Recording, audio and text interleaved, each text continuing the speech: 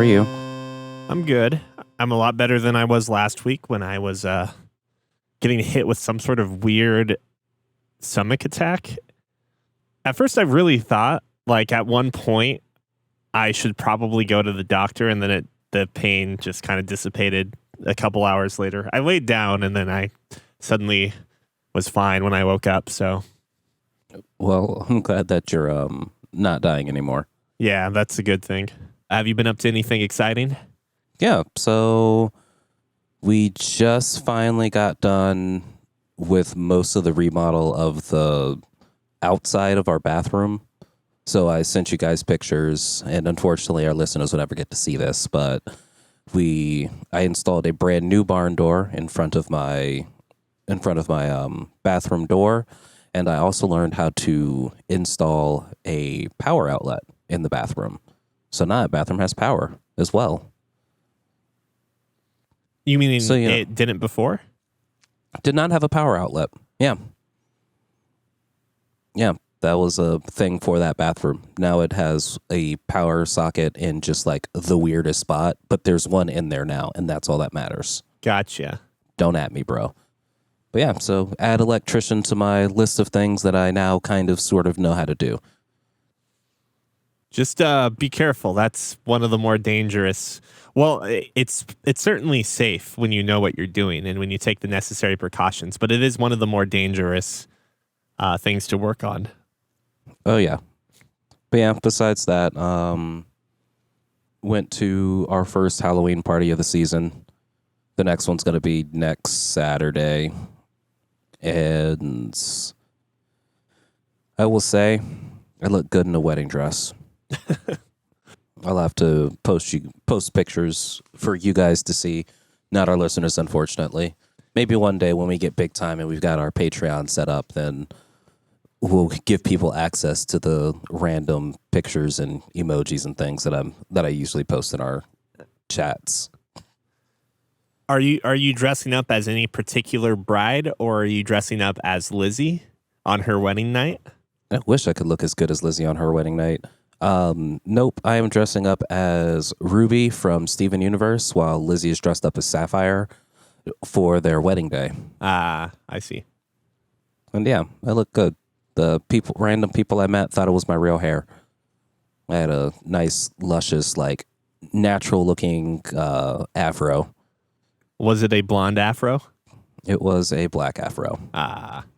For it looks like my actual hair. No, I was hoping you were going to say something ridiculous in terms of color. I don't know the character, unfortunately, so. Oh, yeah. No, the character has a reddish hue, but me and Lizzie did it more along the lines of, like, real life. So my character had a reddish hue, so I had, like, my nails were painted red, had red lipstick on, but was wearing, like, a white wedding dress with a wig that's like a black wig with like just hints of red in it. And then Lizzie went full on, like, her character has a bluish hue, so she had blue lipstick. Her hair was blue, but it still looked really good. Sure, I get you. We won best couples costume. Yeah, this party had like a costume contest thrown in like Halloween themed party games, which I was like, oh, that's pretty nifty. That's pretty nifty. Was it some sort of like officially sponsored party, or like a party at like a business or a place of business? Nope, it was the two chicks from Lizzie's book club threw a Halloween party, and they decided they wanted to like do a costume contest and whatnot. I get was like, you. Cool. What you been up to? Not doing anything for Halloween. This will be like maybe the 6th Halloween or 7th Halloween in a row I have not dressed up like anything. Maybe 5th. Do you take trick-or-treaters on Halloween? Less and less each year. It seems like. I want to say our first year at this house, we had maybe 100 kids. Last year we had about somewhere between 30 and 50. And you're expecting less as well this year? Yeah, with all the like terrorist attacks and people getting woke to the world, more less and less kids are doing the trick or treating at random neighborhoods. They're doing the we go to church to trick or treat. We go to Our parents' workplaces, parents' workplaces, the fucking Nebraska Furniture YMCA. Mart. Yeah. Yeah, no, I mean, from like a safety concern, that's probably for the best. Yeah. But So we will do less and less trick or treating. See less and less trick or treaters until eventually we'll just get one kid and he'll get an entire like bag of candy. So do you guys expect to get trick or treaters? I'm sure to some extent. I don't really pay any attention to it, though. You're kind of just in the background, not quite playing video games. Yeah, basically watching scary movies or something. I remember last year we watched some like, you can't even call them B movies because their production budgets are probably free. I mean, outside of potentially paying it, they're the type of films that you could imagine no one got paid to do except maybe the technical crew. Nice. That sounds like a thing that you can do. I mean, they're usually really enjoyable if you like, kind of crappy movies. So I will pass on going to your place for Halloween.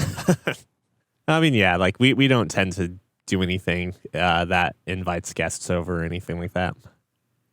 I can dig it. That's fine. It's not for everybody. Have you been playing anything this week? So Call of Duty came out. So yeah, I've been playing Call of Duty. And it is by far my favorite Call of Duty. I know I say this probably every year. Actually, I don't think I've ever said that in my life. I know I've got like my favorite Call of Duty, which was Black Ops 2. But I think this one's kind of topping the cake as of right now, at least.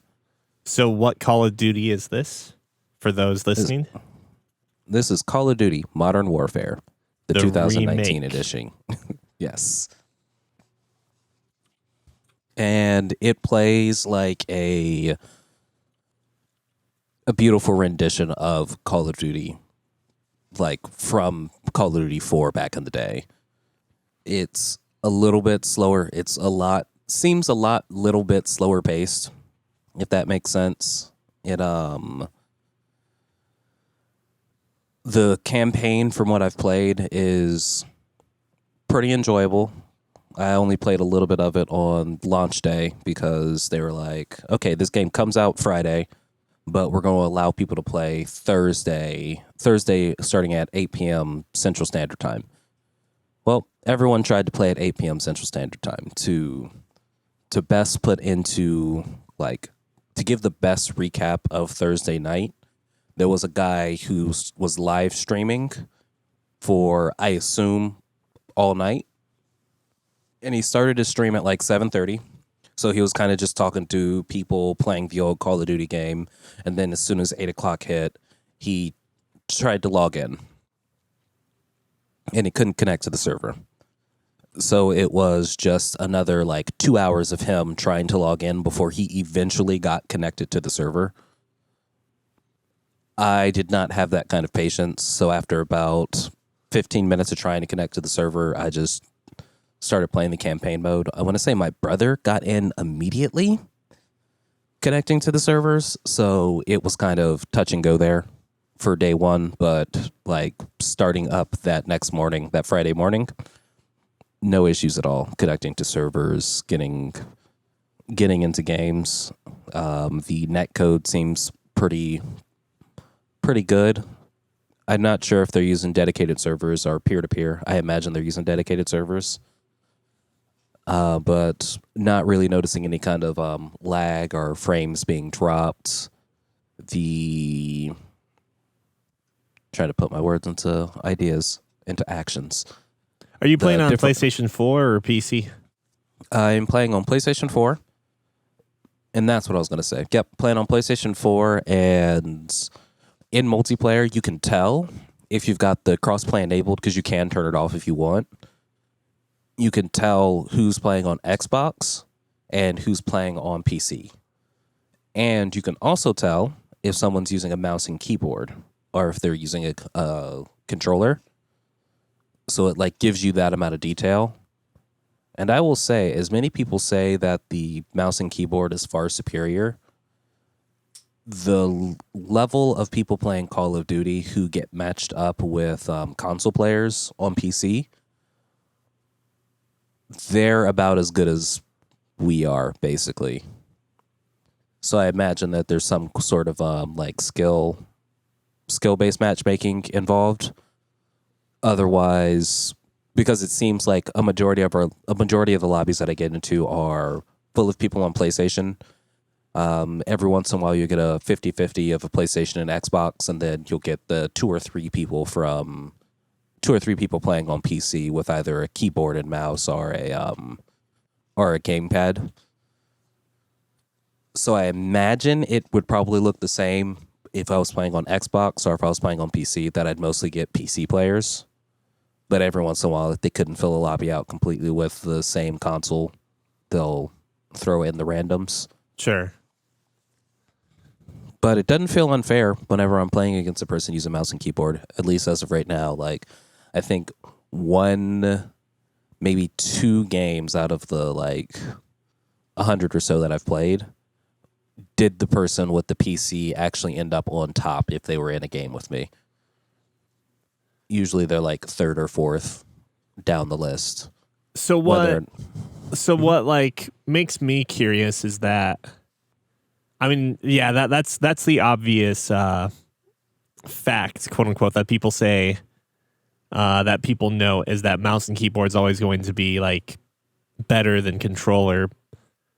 And I would say that, like, for professional shooters or games, like, first person shooters, that it was overwhelmingly or entirely mouse and keyboard for the longest time. But now that, like, there are more games that come from controller and mouse and keyboard backgrounds, you're starting to actually see players or pros use controller now. So I am kind of wondering if ultimately there is no difference as long as you just learn how to play on either. As long as you're proficient. Yeah, although, like, I don't know if your experiences are necessarily universal. Yeah, especially when you consider that, like, there's obviously a skill gap in that, the best controller player will absolutely destroy the worst mouse and keyboard player, right?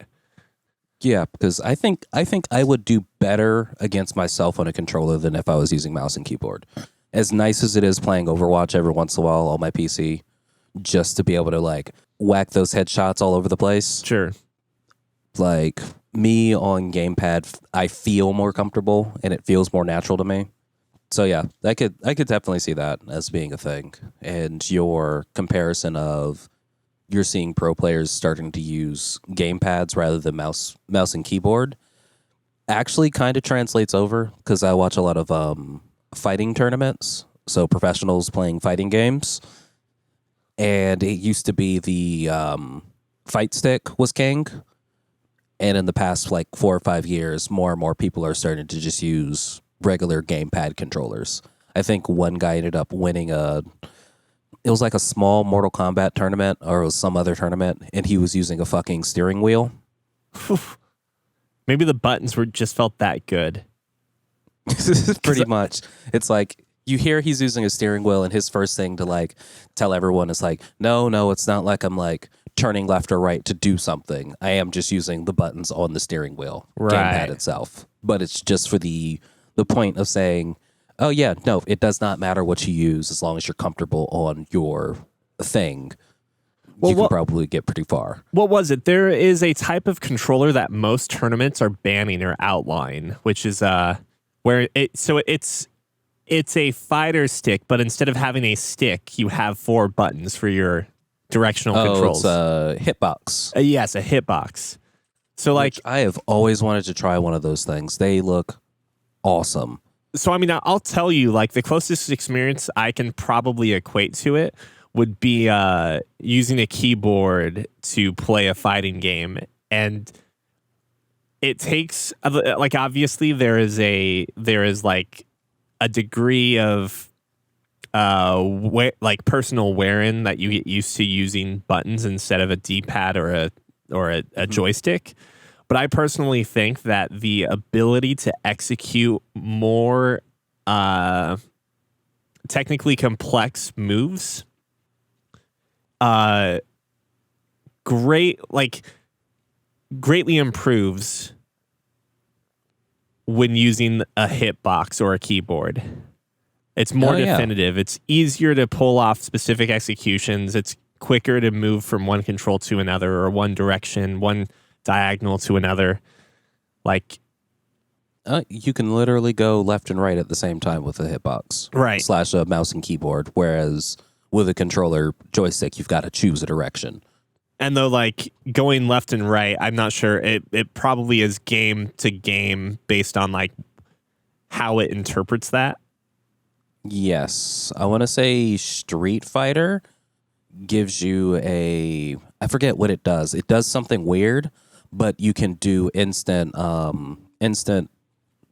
boomerangs with Guile, because his movement is a hold back, charge back, a forward to do the sonic boom. And I want to say like Chun-Li's got her hold down and push up.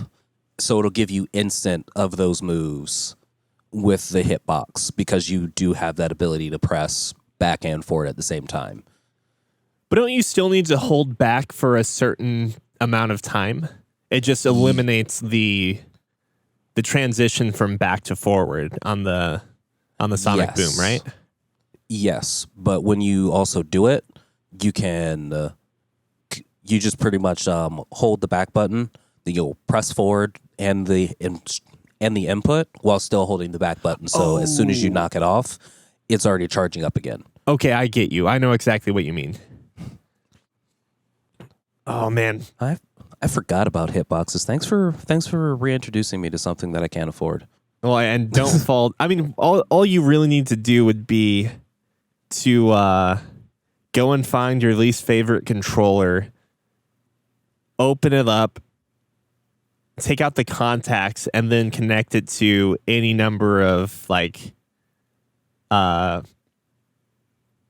do you call them fight sticks? I used to remember the term for it. Yeah, fight sticks. Like, you basically just Frankenstein a couple fight sticks together, right?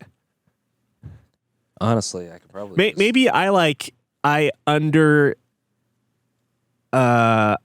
the amount of work that this involves, because like I watched my brother make full blown DDR pads when he was like 20 or 17 or something. So you're not undercutting it. It's really simple.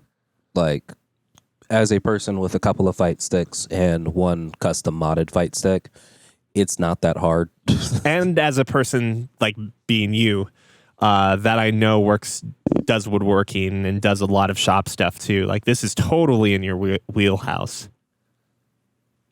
Yeah, it just requires me to actually want to do it. I'd have to buy a new set of buttons as well, because all I have are shitty buttons right now. Nah, sure.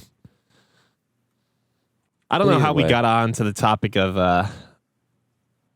fighting games and sticks, but mouse and keyboard versus right. controller for Modern Warfare.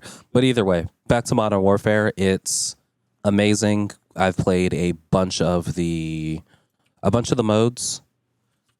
The co-op is hard, to say the least. Like, you can't do like a private party of 3 people, so you do need a full team of 4. And if you all are not talking, we have not been able to complete a single co-op mission. Like, we've tried one, and it's quite literally like, oh yeah, get to this area, and you can either be really loud or you can be as sneaky as you want to be. We tried to just be loud with it, and things went to hell. There were just infinite enemies spawning. I hope they tweak the difficulty just a little bit and allow you to play with just 3 people, because it's sometimes hard to get a group of 4 together. Do you think that maybe Actually, just to quickly change subjects for just a second, you said that the game was slower in pace. Did you mean that like the time to death has been changed? So the time to kill is actually really quick. It's, I think, a little bit. It's on par with not Black Ops 4, but I think it's a little bit faster than Modern Warfare 2. Not Modern Warfare 2, than World War 2. So it's a very fast time to kill. The slowness of the game comes from actual, like, your run speed. So, like, getting from place to place seems a lot slower. So the movement is a lot more tactical in this game. Footsteps are just, like, jarringly loud. So it's really easy to not get snuck up on. And, oh my god, they put in fucking finishing moves on this game. So if you sneak up behind somebody, so like with your other games that have been coming out lately, you hold the melee button and you do like a special finisher. So think Apex Legends, how they've got the special melee kills that you could do. They put this in this game, that in this game, and my goodness, it is so very satisfying to watch your character do like his crazy finisher move. So each character gets two. One if the person you snuck up on is laying prone, or if they're on their back, or if they're laying prone, or if they're standing up. So one of the characters I use, he like pulls out a knife, like a hooked knife, and he starts like physically fighting with the person that you're about to kill. So this one dude was shooting at Lizzie, and she was about to die, and then she's like, holy crap, and then all of a sudden I like grabbed him, and she's like, Cookie, are you beating that guy up? I was like, yeah, no one messes with my girl. And it looks just amazing to do it. Sure, I die every time I do one, but it's always worth it. There's nothing more humiliating than having a cutscene in the middle of a fucking online first-person shooter game. The other one that gets done is like when they are on the ground prone, you quite literally like mount them, whisper into their ear, everything's gonna be okay. And if I'm using that one dude, I'll use my knife to like slit his throat, or the other character I uses like what's the police officer's fighting stick that they use? Tonfa? Baton? Not the baton. Yeah, the baton. This one chick has a military baton that she'll like whip out, and she'll hit the person a couple of times, then break their neck in some kind of way. So that's also, it just looks satisfying, the ones I've seen so far. And the progression system is just wonderful. I'm not sure where I went on another complete different tangent from your how the game feels slower. But yeah, no, it's just literally the movement is more tactical in this game. So it's just a slower pace. Even though I do still find myself like running and gunning a lot, I'll use the Dead Silence perk, which I like how they introduced the perks to this game now. So it used to be Dead Silence, 100% of the time, your footsteps were really, really suppressed and very hard to hear. In this one, it's a field operation mod, so you only get it at certain times. So it's a fast recharge, so about a minute and a half into the match, then you have it, and it lasts for about 10 to 15 seconds. And then you have to wait another minute and a half before you get it again, so you have to use it tactically, whereas the other one is just like run around sneaking. I will have more thoughts and things on this as my gameplay continues and as I continue to rank up and progress. And I will tell you how everything goes when they finally release how they're going to do their reward system. So they said they're not doing the loot boxes this year, and they're going to what's that thing that they do in all the other games? What's Fortnite do? Battle passes? Yeah. So I will tell you how it looks when they release their battle pass, and how awful it is, or how awful everyone says it is, type of thing. But yeah, that's about all I've been playing. When did Call of Duty start putting in like characters, unique characters into their roster? Black Ops was the introduction of the Wait, Black Ops 3? no Black Ops. Oh, really? Okay. Interesting. So Black Ops had the specialists, like the original specialists. Then after that, when Infinite Warfare came out, and they've never done only the Black Ops series has had the different character model types that had special moves and things. And it was only the Black Ops series until this Modern Warfare. But literally all of the character types that you can choose from that you have to unlock are just character models themselves.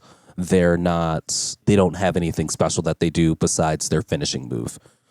And I want to say out of the 4 finishing moves I've seen, they all take roughly the same amount of time. So it's not like you're going to be at an advantage doing the finishing move with one character rather than another. As a matter of fact, it'd be a lot faster instead of holding square or holding your melee button to assassinate somebody to just tap it and kill them immediately. But where's the fun in that, right? But yeah, Black Ops was the first one to introduce like unique characters that had unique things, and I like what they did with this one because most people have always said that they hate the fact that the specialists, they take the skill, quote unquote, out of the game.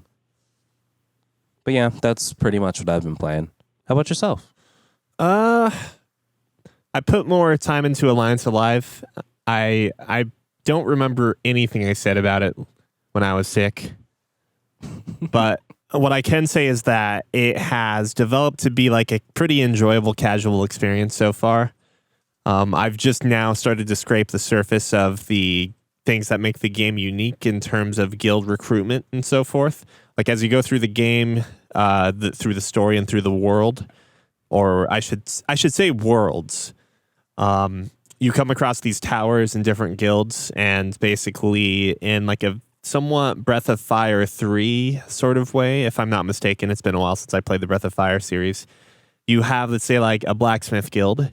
You might run into some people that seem like they could be specialized in, or, you know, could help out at that guild. So you send them there, and that allows the guild to make you better armor, that sort of thing. Nice. The battle system is pretty casual, but also kind of not easy, but casual, if that makes sense. After every battle, your HP is returned to full. The battle system also has a ×4 animation mode, or ×2, which will speed things up in an auto battle mode, all of which allow you to like get through dungeons and world map areas pretty quickly if you want to, and if you're strong enough to, you know, not have to concern yourself with you know, being careful in battles, which I think is a big quality in life improvement for the genre as a whole, because otherwise, you know, having to like slug through random battles that you know you're going to win, like that's not really a fun part about turn-based RPGs. And then aside from that, I'm trying to think if there's anything else I've been doing. That's probably like the only thing noteworthy I have to bring up in regards to new video game experiences, though. So I have a question. Are you planning on venturing into the Outer Worlds? I don't know. So I watched a couple, like literally minutes, if even that, of some people stream it. And it kind of looks like it could be Fallout-y, but with like way better gameplay. And that might appeal to me on some level. But right now, I'm honestly trying to catch up on a lot of this backlog I have, as well as play some older games that I just kind of want to replay. So like, while I haven't played anything and can't really talk about what they could offer or what they are, so to speak, I really want to finish Your Turn to Die. I finished chapter 1, and I think I briefly talked about that a couple podcasts ago. I want to finish. I want to. I don't necessarily want to do this immediately or anytime soon, but at some point I want to get back around to Steins Gate. But before I do that, I think I might play the predecessor of Steins Gate, which is I think called Chaos Head. I'm sure it's just read as Chaos Head. Steins Gate is apparently a part of a trilogy, although that's kind of untrue now that there's a Steins Gate Zero, of science games, I think is what they call them. The Science Games trilogy, which would be Chaos Head, Steins Gate, and then Chaos Child, which I think just recently was released in America, maybe like within the last year or two. So I kind of want to jump onto those games. January this year. Gotcha. Thank you. And then the game I finished a few weeks to a month ago called The Somnium Files, excuse me, which was directed by a guy named Uchikoshi. He also wrote it. He was the guy that came up with the Zero Escape games, which I had a fucking fun time with over the past year or two. I really want to go back and play some of his earlier works, which, to name a couple of them, I could be wrong with the numbers, but it's something like Ever 7, Remember 11, Never 17, or something like that. Any mixture of those words and numbers would come up with the actual games. I'm not sure exactly when I'll be playing those and what, like, if I'm going to stream them or not. Mostly because, so I stream games that Tiff isn't interested in watching or playing with me. And I think we're both kind of on the fence about these games because I think they're actually very traditional dating sims, visual novel dating sims. Which, like, I really like visual novels, but generally the visual novels are either thriller, suspense, mystery, horror, anything like that gets me more into them.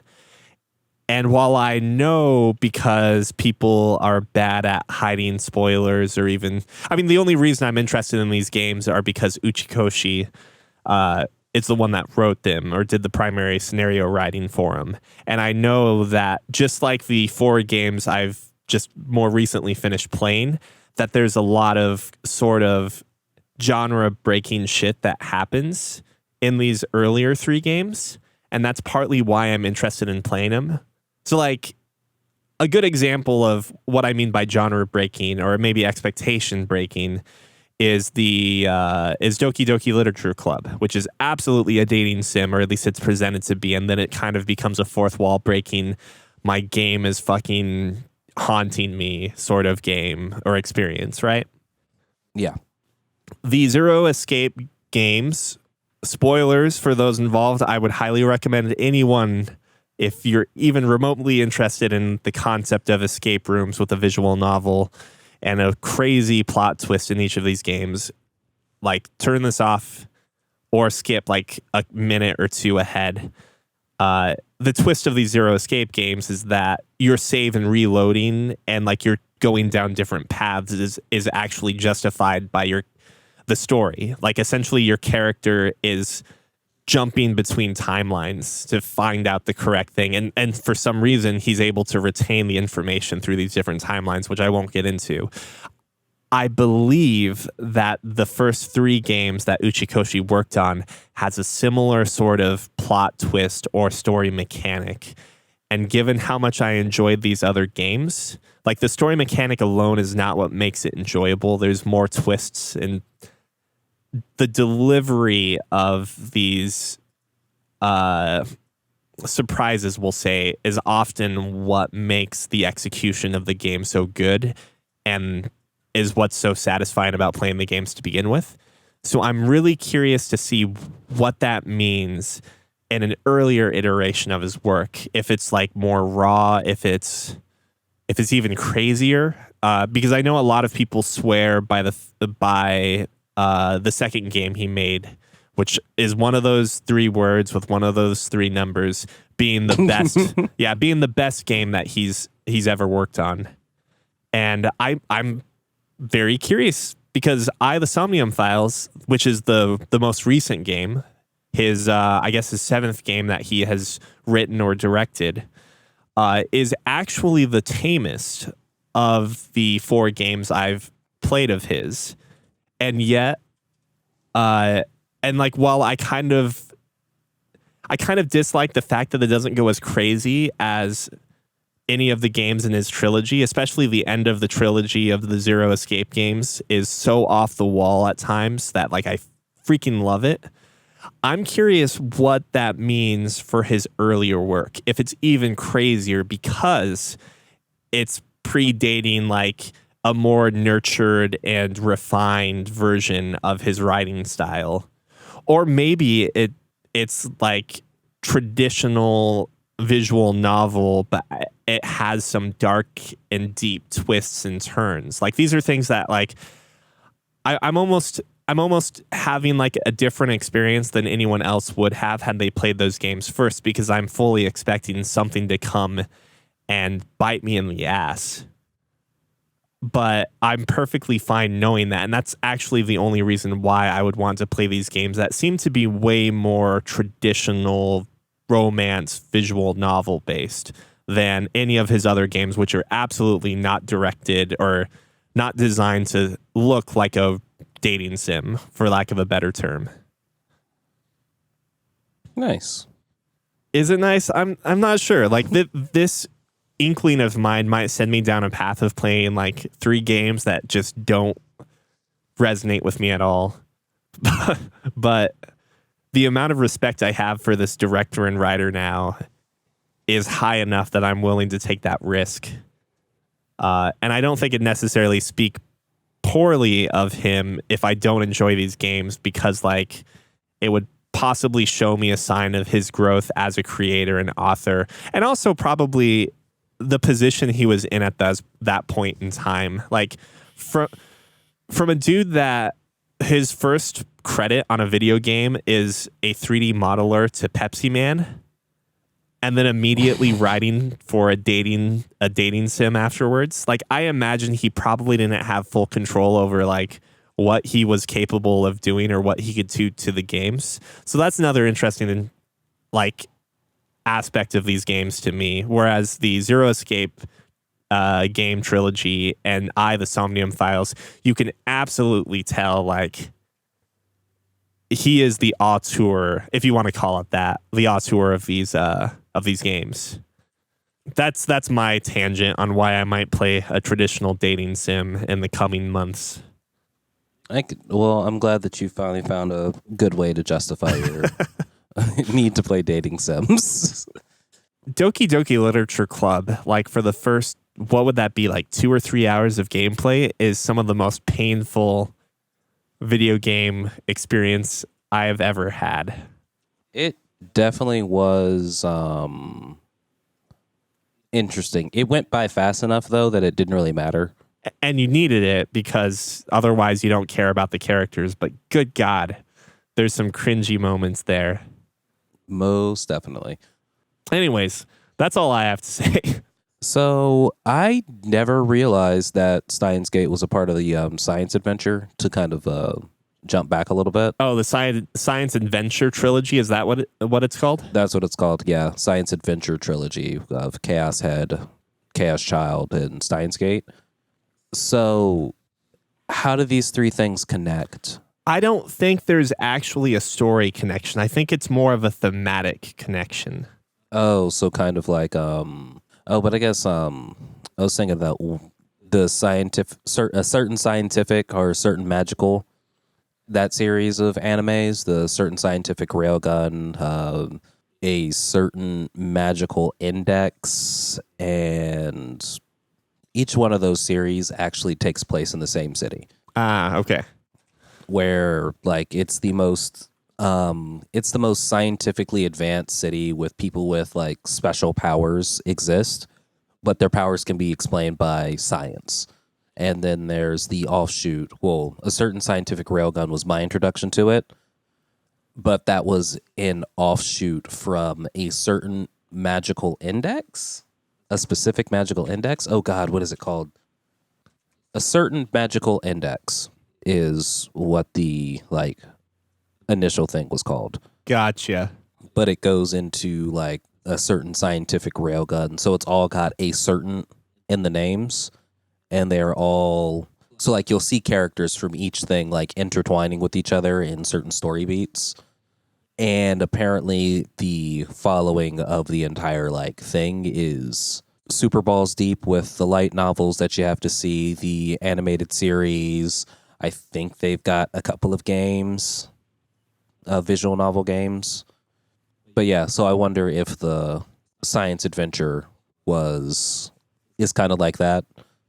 But I will find out because now I'm kind of interested finding out that there is both a Chaos Child and a Chaos Head anime out there as well. And I guess I need to clarify too, because it's not just a trilogy. I'm looking at the release timeline, so this is not like a chronological order of the events within the universe. It's actually just like the actual release dates of all of the properties and games. So there's Chaos Head, there's Chaos Head Noah, which I'm assuming is just a re-release or a port. Steins Gate, Chaos Head Love Choo Choo, which is a spin-off. More Steins Gate spin-offs. Then the third game, like full game in this series, quote unquote, is Robotics Notes. So that's Robotics Notes. And then you get into Chaos Child in 2014 is when it was released in Japan. And Steins Gate Zero is 2015. And then they have a sequel to Robotics Notes called Holy shit, Dash. Robotics Notes was a part of this? Yes, Robotics Notes was good. It is part of the series or the science adventure series. And from what it looks like, the tying theme that brings these games together is that they all feature stories, and this is straight from Wikipedia, mind you, in the science fiction genre. They make use of real scientific concepts and theories, but also cross over into fictional territory using inaccurate science and urban legends. So that's how these are connected, but it doesn't seem like there's actually any sort of connection in terms of story outside of maybe Easter eggs. And they apparently cooperated with JAXA, which is the Japanese Aerospace Exploration Agency, as featured in Space Brothers, an anime that's all about two brothers trying to get to space. Nice. Oh, man. That makes me excited for all of these now because I really like Steins Gate and I really like Robotics Notes because I've seen both of those anime. I wonder if there's a Chaos Child or Chaos Head anime. There is a Chaos Child and Chaos Head anime. Well, I will probably play the game. I will probably watch the anime if I can find it on VRV. And we'll come back together when we both finish it. Sweet. I like this. We've got a game plan. Perfect. Now we won't do this for like 3 months. And I'll completely forget and it'll never happen. All right, I'm looking at Chaos Head. I looked at the TV series like poster art or cover art, and it does not look like it looks like something entirely different. It's a pink-haired schoolgirl with like some sort of weird fucking anime sword. So is that not what the video game looks like? No, it is. Like from what very little I've seen from the cast of the video game, it's the same pink-haired girl. I just apparently have spoiled myself to knowing that there's apparently some anime battle shit going on. Yeah. What the fuck? What am I getting into? I am both excited to find out that you spoiled yourself to some anime battle shit going on. Yeah, I didn't realize this was an anime battle oh my franchise. God. Like Chaos Head Noah, if you Google that, there's an Xbox 360 cover with all of them holding swords and shit. Nice. I can't wait. All right. If you have comments, questions, or corrections, you can write into podcast@fancyramen.com. Don't be afraid to tell your friends about the Fancy Ramen podcast. Maybe at some point we'll get to the part where we get sponsors, and then we'll get to the part where we'll have a Patreon, and then we'll get to the part where we'll give you extra content for free. Or not for free, because Patreon. Ooh la la. So that's it for this episode of Fancy Ramen. Have a great week, everybody. Miss you, Scott.